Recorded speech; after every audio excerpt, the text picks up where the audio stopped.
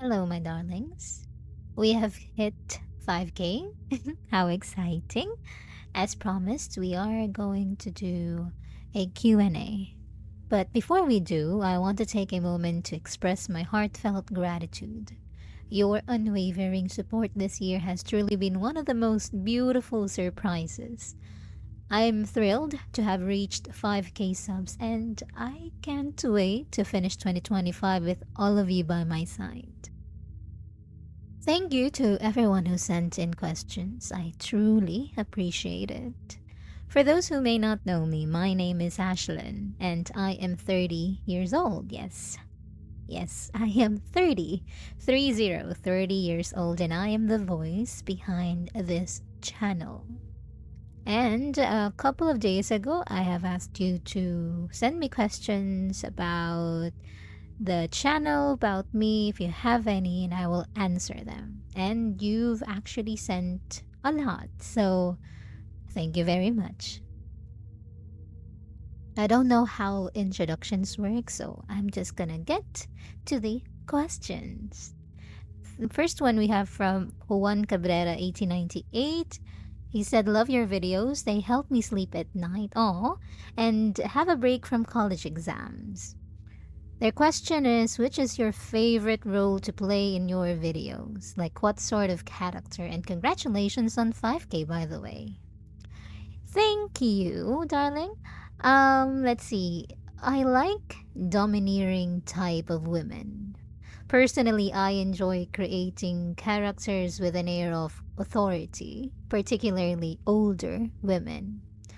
The type of character I envision is something akin to a religious cult leader, a goddess, or even an unhinged neighbor or love interest.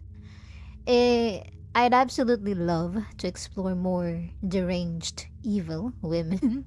There's something thrilling about embodying that twisted power. I'd even considered ideas like cannibalism as a metaphor for love, basically. Or the usual locking someone up in basement because, the character is a yandere. But as much as I'd relish diving into those darker stories, I do wonder how they'd sit with YouTube's ever watchful eye. Next is from Owl5052. Whoa, congrats. They also voice act on other stuff. I have done a few minor voice acting roles, one for a book release and another for a more risque project on Twitter, or should I say X. It was more on the NSFW side, so yes. At Crispy Win. I don't know how to pronounce this, but what got you started into making ASMR? Well, I started as a radio DJ and I quickly realized I had a fondness for speaking into the microphone. It felt natural and empowering. Along the way, I began a podcast on the side where I read creepy stories. During that time, I would record while on calls with my friends, and they'd often compliment my voice, saying it had a soothing quality that made them sleepy. Obviously, hearing that brought me so much joy, and so it got into my head, I guess. Eventually, I stumbled upon the world of roleplay audios on YouTube, and I was very intrigued. It was something I'd always wanted to try, but I hesitated at first.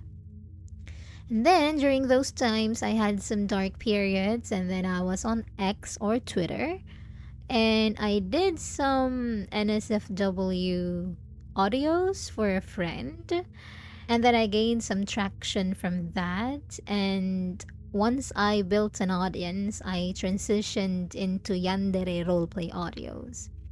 And it felt like a natural progression since I already enjoyed writing scripts and bringing them to life. So here I am, from radio DJ to podcaster to NSFW content creator and now a Yandere roleplay artist. And yes, for those curious, I still create NSFW content. Mild ones, of course, but that's exclusively on Patreon. Next is from Tidge. What is your favorite part about making audios? I adore the script writing process. It's a delightful opportunity to shape stories exactly as I envision them.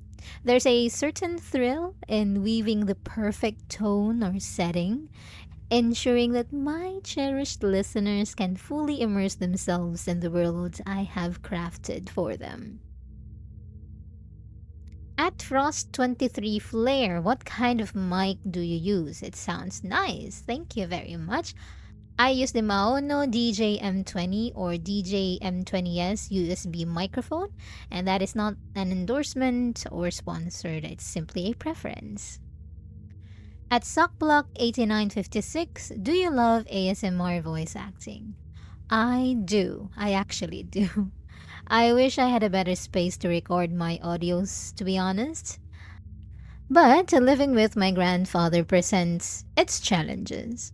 I can hardly make any suspicious noises in my room without drawing unnecessary attention. So while yeah, I am limited unfortunately to what to certain audios that I could make.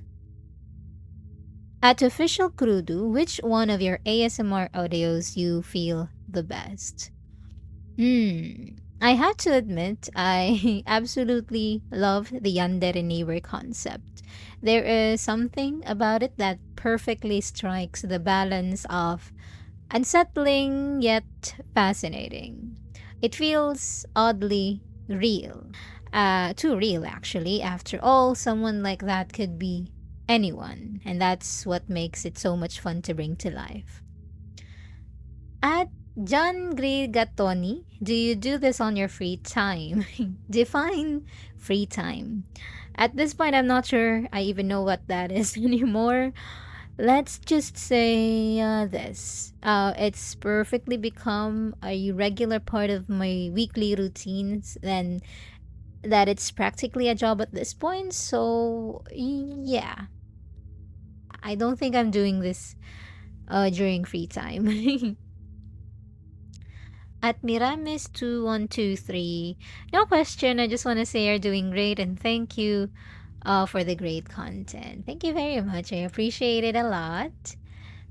Havana00 Anala, would you do more of the Yandere Neighbor, maybe like an anthology?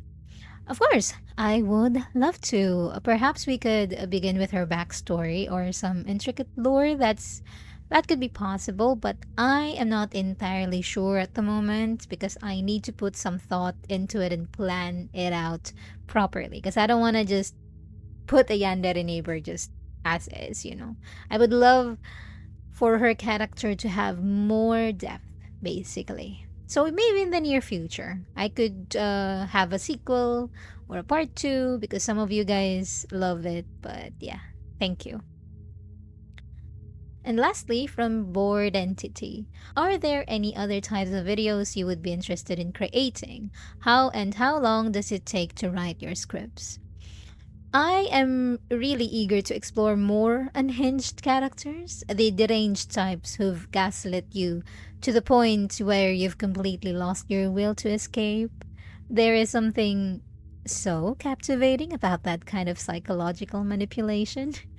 And I am also intrigued by the idea of fantasy settings, like being trapped in an elven world, and perhaps even diving into more blasphemous themes as well. I'd absolutely love to experiment with that, and some hypnosis audio. I quite like that.